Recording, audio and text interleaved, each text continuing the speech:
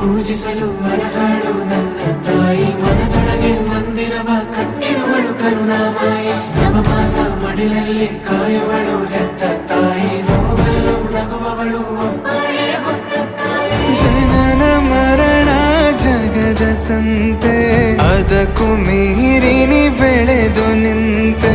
ಕರುಣೆ ಸಹನೆಯ ಮೂರ್ತಿಯಂತೆ, ದೇವರಿಗೂ ನೀ ಸ್ಫೂರ್ತಿಯಂತೆ.